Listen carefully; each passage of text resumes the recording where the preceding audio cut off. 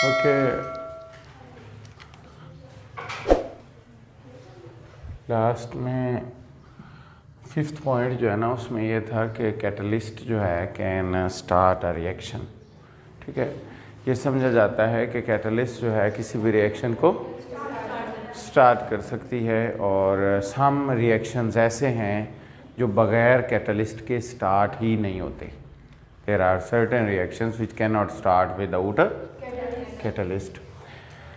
अच्छा, उसके बाद हमारे पास नेक्स्ट जो है वो है कि कैटलिस्ट जो है उसकी स्पेसिफिसिटी। क्या स्पेसिफिसिटी? ठीक है, स्पेसिफिसिटी क्या है वो भी मैं आपको बता देता हूँ।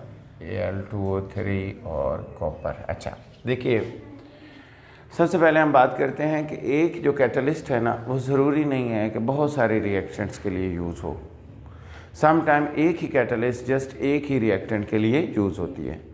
अच्छा, अगर हम मुख्तलिफ कैटलिस्ट लेंगे, क्या लेंगे, तो फिर प्रोडक्ट चेंज हो जाएगा। ठीक है, और अगर हम रिएक्टेंट चेंज करेंगे तो फिर तो प्रोडक्ट चेंज होगा ही होगा। ठीक है, तो यूँ समझ लें कि ज़रूरी नहीं है कि एक कैटलिस्ट जो है वो मुख्तलिफ रिएक्टेंट्स के लिए यूज़ हो भी सकती है लेकिन नहीं भी हो सकती। ठीक है, लेकिन सम टाइम क्या है, अगर रिएक्टेंट सेम है और आपके ऊपर उसकी कैटलिस्ट डिफरेंट है, जैसे आप देख रहे हैं ये फॉर्मिक एसिड है, आपने इसकी कैटलिस्ट इस्तेमाल की एल्यूमिनियम ऑक्साइड। क्या इस्तेमाल किया? इसको हम एलुमिना भी पढ़ते हैं, एलुमिना, ALUMIN, एलुमिना। ठीक है, अच्छा अगर हम एल्यूमिनियम ऑक्साइड यूज़ करते हैं तो ये वाटर और CO में कन्वर्ट हो जाता है। किसमें? CO में, कार्बन मोनोऑक्साइड। और अगर आप कॉपर यूज़ करते हैं तो फिर देखें H2 और CO2 बन जाता है। यानी कैटलिस्ट के चेंज होने से जो प्रोडक्ट है वो भी चेंज हो जाता है। क्लियर? अच्छा, अब आगे क्या है, इफेक्ट ऑफ टेम्परेचर जो है on the catalytic power of a catalyst. अच्छा, टेम्परेचर जो है सम टाइम कैटलिस्ट की एक्टिविटी को चेंज कर देता है।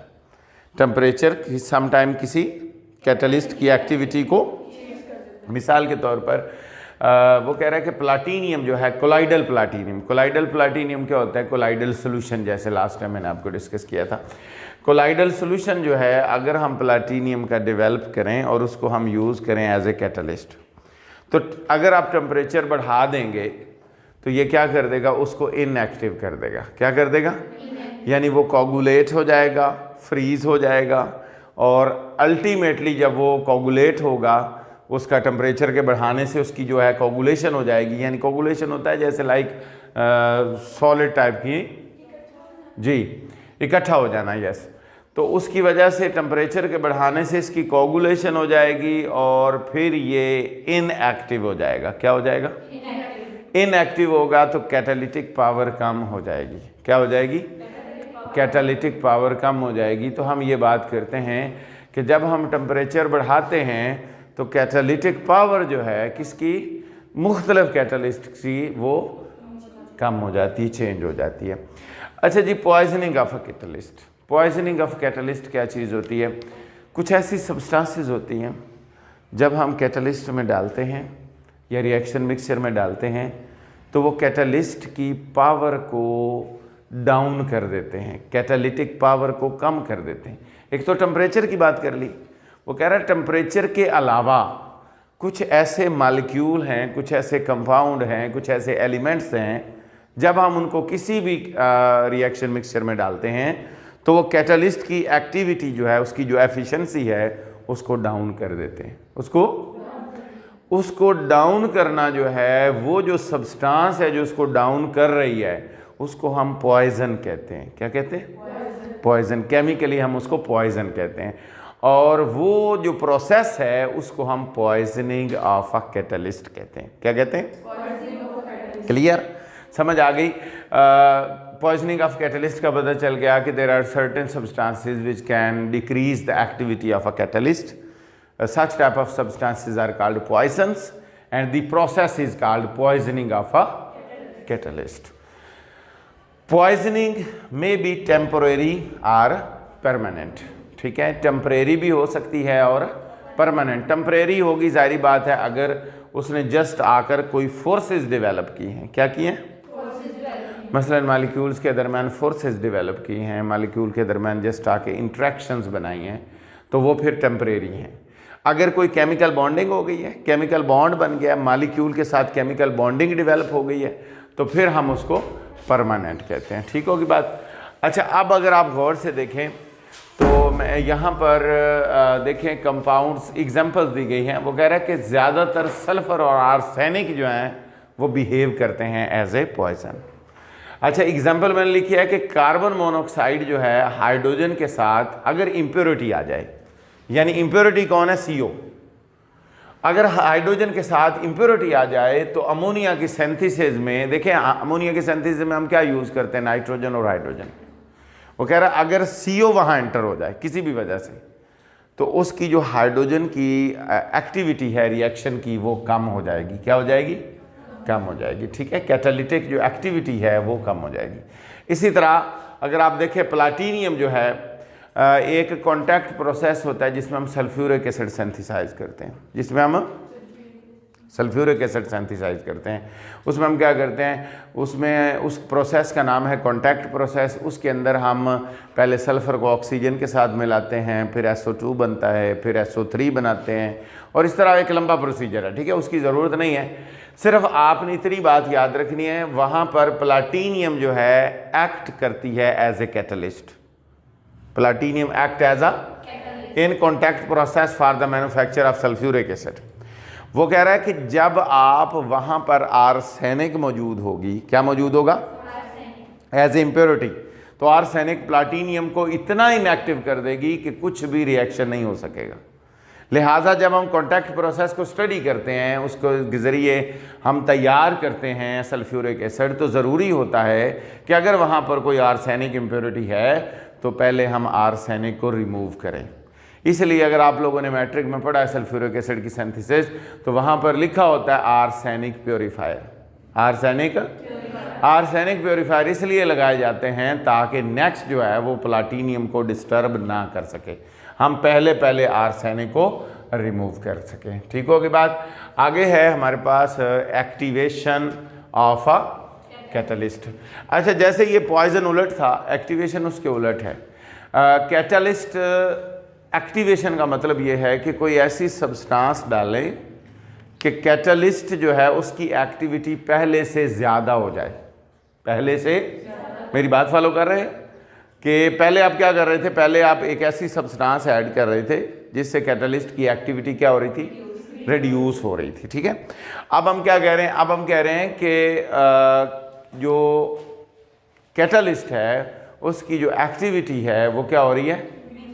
इंक्रीज हो रही है। उसको हम कहते हैं एक्टिवेशन ऑफ कैटलिस्ट, और उस सब्सटेंस को हम एक्टिवेटर भी कहते हैं या हम उसको प्रमोटर भी कहते हैं।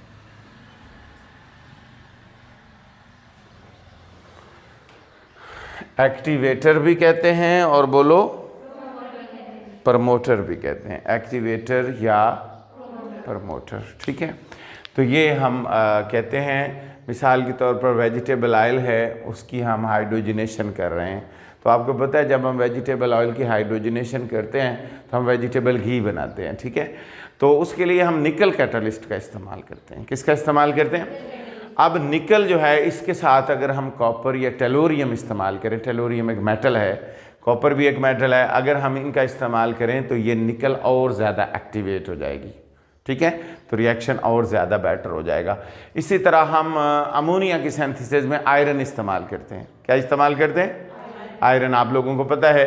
और अगर हम आयरन के साथ ये एल्यूमिनियम और क्रोमियम ऑक्साइड यूज़ करें तो आयरन की एक्टिविटी ज़्यादा हो जाती है।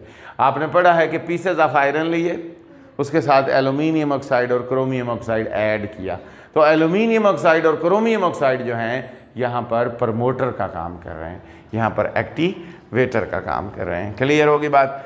अच्छा जी, नेगेटिव कैटालाइसिस, यहाँ तक कोई कन्फ्यूजन है तो पूछ लीजिए।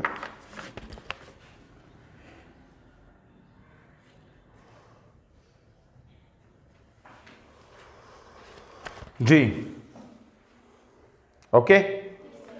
अच्छा जी, नेगेटिव कैटालाइसिस क्या है? नेगेटिव कैटालाइसिस ये होता है कि सम टाइम हम कोई सब्सटेंस ऐड करते हैं, हालांकि रिएक्शन तो इंक्रीज होना चाहिए, रेट क्या होनी चाहिए, हम कोई चीज़ कैटलिस्ट इसलिए डाल रहे हैं कि रिएक्शन की रेट इंक्रीज हो जाए। वो कह रहा है कुछ ऐसी सब्सटेंसेस हैं कि जब हम उनको ऐड करते हैं तो रेट ऑफ रिएक्शन पहले की निस्बत स्लो हो जाता है, पहले की निस्बत। ऐसी कैटलिस्ट जो है नेगेटिव कैटलिस्ट कहलाती है। क्या कहलाती है? या और इस प्रोसेस को हम नेगेटिव कैटलाइसिस कहते हैं। क्लियर हो गया पॉइंट कि देयर आर सर्टेन सब्सटेंसेस, कुछ ऐसी चीज़ें हैं which are added to the reaction mixture, जो रिएक्शन मिक्सचर में ऐड की जाती हैं, so that their rate is decreased, their rate is, उनकी रेट कम हो जाती है। उनकी रेट कम होने वाली जो करने वाली जो सब्सटेंस है उसका नाम है, बोलो, नेगेटिव कैटलिस्ट, और इस प्रोसेस को हम नेगेटिव कैटलाइसिस कहते हैं। ठीक होगी बात। मैंने यहाँ पर लिखा है tetra ethyl lead. Tetra ethyl lead एक कंपाउंड है जो हम पेट्रोल में ऐड करते हैं कि पेट्रोल जो है इंजन में जाने से पहले ना बर्न होना शुरू हो जाए, जब उसकी ज़रूरत हो उस वक़्त वो बर्न हो, इसलिए डाला जाता है ताकि उसकी प्री इग्निशन ना हो। Pre ignition, to avoid the pre ignition of the petrol we add tetra ethyl lead to the petrol. ठीक है, तो ये बात आपने याद रखनी है। यहाँ तक कोई कन्फ्यूजन है तो पूछ लीजिए। देखिए भाई, सबसे पहले नेक्स्ट हमारे पास है ऑटो कैटलिस्ट। ठीक है, ऑटो कैटलिस्ट वो होता है कि आपने कोई कैटलिस्ट बाहर से नहीं डाली, आपने जस्ट रिएक्टेंट को मिलाया है, रिएक्शन शुरू हो गया है, दरमियान में कोई चीज़ पैदा हुई है जिसने कैटलिस्ट के तौर पे काम करना शुरू कर दिया। मेरी बात समझ में आ गई? मसलन you did not add any type of catalyst, आपने कोई कैटलिस्ट नहीं डाली, आपने जस्ट दो रिएक्टेंट मिलाए। अब रिएक्टेंट मिलते ही उनमें से एक प्रोडक्ट ऐसा बना है जिसने कैटलिस्ट का काम करना शुरू कर दिया। अब जैसे जैसे वो प्रोडक्ट बढ़ता जाएगा रिएक्शन तेज़ होता जाएगा। रिएक्शन, मेरी बात फॉलो कर गए? समझ आ गई? ऑटो कैटलिस्ट से क्या मुराद है कि आपने कोई कैटलिस्ट नहीं डाली, आपने जस्ट रिएक्टेंट को मिलाया है और मिलने के बाद वहाँ से एक प्रोडक्ट ऐसा बना है जिसने कैटलिस्ट के तौर पे काम करना स्टार्ट कर दिया। अब आपको पता है शुरू में तो वो प्रोडक्ट नहीं होगा, इसलिए शुरू में रिएक्शन स्लो होगा, लेकिन जैसे जैसे वो जो पर्टिकुलर कैटलिस्ट है जिसने काम करना है, जैसे जैसे वो बनती जाएगी रिएक्शन फिर तेज़ होता जाएगा। अब यहाँ पर मैंने एक बात लिखी है कि कॉपर और नाइट्रिक एसिड का जो रिएक्शन है स्टार्ट में स्लो है। क्या है? और वहाँ पर एक HNO2 है जिसे हम नाइट्रस एसिड कहते हैं। क्या कहते हैं? नाइट्रस एसिड कहते हैं। ये मैं लिख देता हूँ नाइट्रस, NITROUS, नाइट्रिस एसिड। ये प्रोड्यूस होता है और ये एक्ट करना शुरू कर देता है एज ए कैटलिस्ट। ठीक है, जब ये एज ए कैटलिस्ट काम करता है तो फिर reaction with the passage of time fast होता जाता है।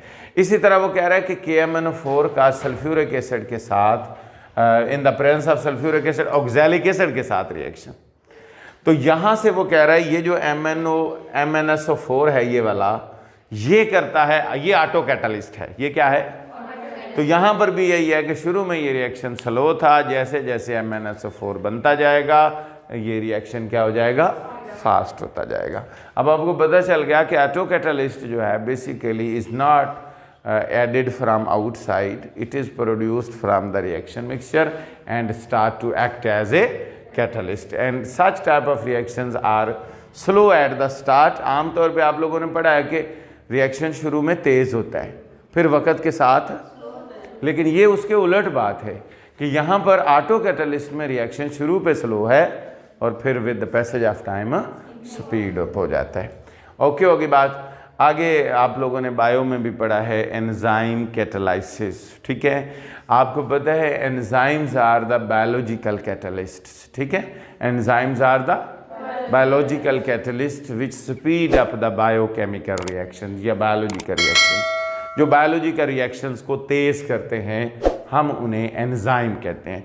और एंजाइम की नेचर के बारे में आपको पता है कि they are purely proteins, they are purely, और प्रोटीन के ऊपर जिन जिन चीज़ों का इफ़ेक्ट है ऑब्वियसली फिर वो एंजाइम पर भी अफेक्ट करेंगी। मिसाल के तौर पर एक बात टेम्परेचर, एक बात पीएच, ठीक है, ये मैं आगे चलकर पढ़ाता हूँ।